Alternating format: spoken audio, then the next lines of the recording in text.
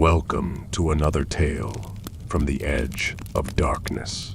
Tonight, we delve into the story of Evie Copthorne, a woman who reached for the stars with ruthless ambition, only to see her empire crumble under the weight of her own desires. Power, greed, and the steep cost of ambition intertwine in this haunting chapter. Pour yourself something dark, if you dare. But what is a story of downfall without a drink to match its complexity? Allow me to introduce the Fallen Empire, a cocktail as intricate and bittersweet as Evie's journey. Rich blackberry liqueur and the sweetness of black currant liqueur embody the allure of power, while a peril lends a bitter edge, a reminder of harsh realities. Effervescent champagne lifts the drink with fleeting grace, echoing the rise and fall of fortunes. Finished with sharp orange bitters, it's a sip that lingers, like the taste of a life unraveled. Tonight's story will leave you with more than just a memory. It will leave you with a flavor of regret that lasts long after the glass is empty. The spirits of Christmas. Evie Copthorne's penthouse was a picture of power and wealth, soaring glass windows that overlooked the city, sleek marble floors that felt like ice beneath her feet, and walls lined with cold, sterile art that matched her perfectly. Evie didn't need the trappings of warmth or comfort. She didn't need to be liked. She only needed to win. And she had won, or so she thought. At the moment, she sat at her polished oak desk, her fingers dancing across her smartphone screen. Her mind was far from Christmas cheer. She was tangled in an endless web of meetings, emails, and demands. The holidays meant nothing. They never had. The harbinger appears. The clock read 11:45 p.m. when the lights flickered, casting strange, jittering shadows on the walls. Evie's fingers paused mid-swipe, her gaze flicking toward the chandelier above. For a moment, she thought it was a power surge. Then, a shadow moved across the room, a figure taking shape out of the darkness itself. A low, rasping chuckle echoed in the penthouse. Evie's breath hitched as she turned toward the source. There, in the corner of her sleek and immaculate space, stood a figure cloaked in a swirling, indistinct blackness, as if the very concept of shadows had come to life. Its eyes glowed faintly, a sickly green. Harbinger, you've built your empire well, Evie Copthorne. So much wealth, so much power, but it is hollow, and time does not favor the hollow. Evie blinked, then scoffed, trying to regain her composure. She leaned back in her chair, her signature cold smirk returning. Evie, what is this? A bad dream? Or is someone playing a prank? You're wasting your time. The harbinger took a step forward, its movements fluid and unnatural, like ink spreading in water. Harbinger, this is no dream, no jest. You have called the spirits forth with your choices. 3 shall come tonight, Evie, and they will show you what power has cost you. Past, present, future. Evie snorted, rolling her eyes. Evie, 3 ghosts. What is this, a Christmas carol? Please, I have no time for fairy tales. The harbinger tilted its head, its glowing eyes narrowing. Harbinger, fairy tales are for children. You have called forth something far darker. They will not ask for permission. They will show you whether you wish it or not. And when the last bell tolls, the choice will no longer be yours. The lights flickered again, and the harbinger began to dissolve into black mist. Harbinger, fading. Prepare yourself, Evie. The clock is already ticking. And then it was gone. Evie sat in the silence, her heart pounding despite her calm exterior. After a moment, she shook her head, muttering to herself. Evie? Ridiculous. Stress. That's all this is. But the air in the room felt heavier, colder, and she found herself glancing at the clock, watching as the hands crept closer to midnight. The following night, the clock chimed midnight when the first figure appeared a flicker at the corner of her vision, then a sharp gust of wind through the room. The temperature dropped by several degrees, but Evie didn't flinch. Well, she muttered, putting her phone down. This isn't the festive cheer I was expecting. Her voice oozed sarcasm. I'm guessing you're the ghost of Christmas past. The figure emerged from the shadows, floating above the floor, its form both ethereal and unsettling. It was her, but twisted, older, more broken, a reflection of what had once been Evie. A woman who had once dreamed of something more before ambition took root and buried it under a mountain of cutthroat decisions. The ghost's eyes, once bright and full of hope, now appeared hollow, clouded with regret. Ghost of Christmas past, you were not always this way, Evie. Do you remember how it felt to dream? To feel love and compassion? I want you to see no. Feel it before it's too late. Evie arched an eyebrow and leaned back in her chair. Her lips curled into a smirk as she crossed her arms. Evie, compassion? She laughed bitterly. Please, spare me the sentimental rubbish. I'm not a fool who clings to false hope. It's the strong who survive. Compassion is for the weak. And I've never been weak. The ghost slowly drifted closer, forcing her to witness the images of her past.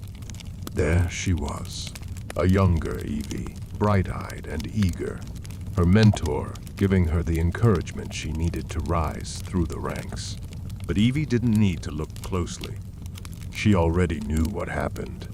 She had abandoned the people who cared for her when they no longer served her purpose. Ghost of Christmas past, you think I'll let you walk away from this? Do you remember the people you hurt? The trust you shattered? Evie's gaze remained fixed on the vision before her, unbothered. Evie. Coldly, I remember. But the world doesn't care about loyalty. People betray you when it benefits them. So, I did what needed to be done. She waved her hand dismissively. None of this matters now. The ghost's form flickered, its voice full of sorrow. Ghost of Christmas past, each betrayal took a part of you with it. Your soul is chipped away with every choice you made. Evie stood, walking past the ghost toward the balcony, her back to the apparition. Evie snorts. You think I care about some mystical soul? I care about results. And I got them. She glanced back over her shoulder, her eyes hard and unfeeling. So save your pity. Without another word, the ghost of Christmas past faded into the cold air, leaving Evie alone in her pristine penthouse. Night 2, the ghost of Christmas present. The next evening, the office Christmas party was in full swing. Glasses clinked, laughter echoed, but Evie felt none of it. She was a master of this world, her colleagues nothing more than pawns to manipulate. As she sipped her champagne, a figure appeared by the doorway, cloaked in shadow. This ghost was different, larger, its form chaotic, with limbs stretching unnaturally, as though it couldn't decide where it belonged in the world. The air grew thicker, darker. Evie. Snorts, glancing up with an eye roll. Oh, what now? What is this, some kind of party crasher? The ghost's booming voice filled the room, causing Evie's colleagues to glance nervously at the ethereal figure. Ghost of Christmas present. With an almost mocking tone. Your power means nothing here, Evie. Do you see these people? They are not friends. They tolerate you because of your position. You're nothing but a tool, and they're afraid of what you might do next. Evie scoffed, swirling her champagne. Evie, fear is the only true form of loyalty. These people would sell their souls for a promotion. They're all the same, all of them. But at least I'm in control. The ghost hovered closer, its shadow engulfing her. Ghost of Christmas present. You think you're in control, but they talk about you behind your back. Do you really think they respect you? Evie laughed darkly.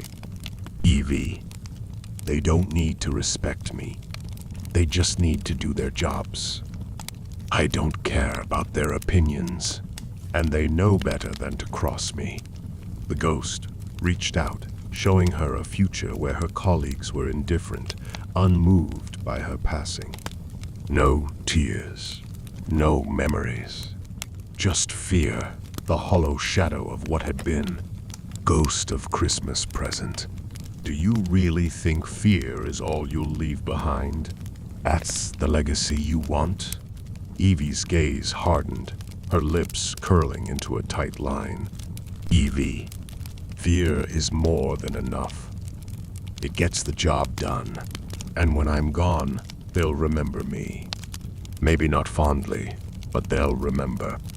The ghost sighed, its form flickering, defeated. But before it faded, it whispered, Ghost of Christmas present.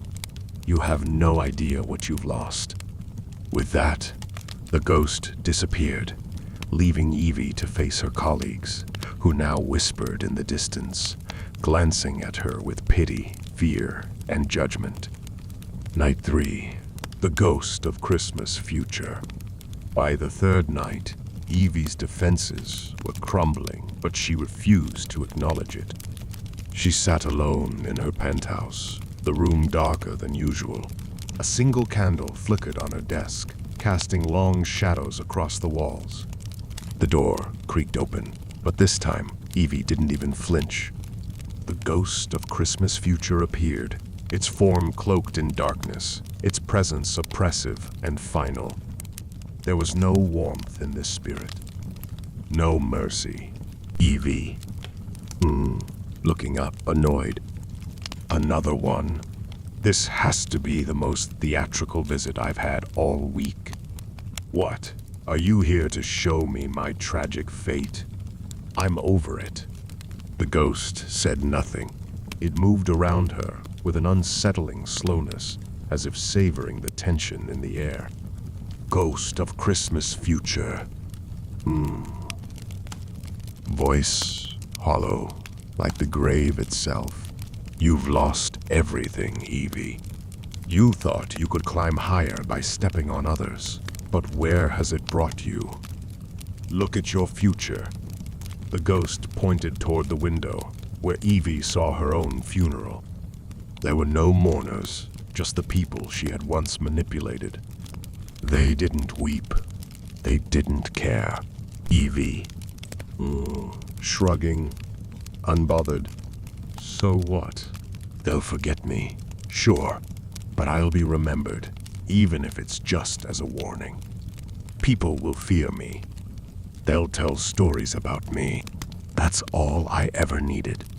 The ghost shook its head in sorrow, but there was no stopping what it needed to show. Ghost of Christmas Future. You will be forgotten, Evie. No one will care.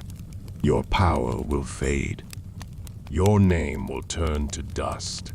You thought you were untouchable, but you built your empire on the backs of the broken. Evie stared at the image, her eyes narrowing in defiance. But deep down, something began to shift. She felt something a crack in her icy heart. Evie. Whispers, almost to herself. It wasn't supposed to be like this. I don't care. I don't care about them. I don't care about anything. The ghost's presence grew colder, its form darkening until it was nothing but a void. Ghost of Christmas future. Too late. You have lost everything, and no one will mourn you. Evie stood there, in the freezing silence, her heart an empty shell, her soul eroded. She tried to shake off the feeling, but it clung to her like a disease. The final truth settled in. No one would remember her with warmth, with gratitude, or even with fear. She had nothing, and it was too late to undo the damage. The room felt suffocating now, the air thick with unspoken words and the weight of reality closing in. As the ghost began to dissolve into the ether. "Ah," Evie whispered one last time, a broken, hollow laugh escaping her lips. "Evie, maybe I was wrong, but it doesn't matter anymore, does it?" And with that, the ghosts of Christmas had left her, leaving only the bitter taste of regret and the cold silence of what might have been. Her name, once whispered with awe, would now be a footnote in history, a warning to those who would let ambition consume them.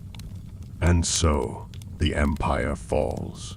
The ghosts of Christmas have taken their toll, and Evie, now a mere shadow in the annals of forgotten ambition, vanishes into the cold winds of time. What will be remembered? Perhaps only the taste of bitterness and the echo of her mistakes. But, my dear friends, you know what they say.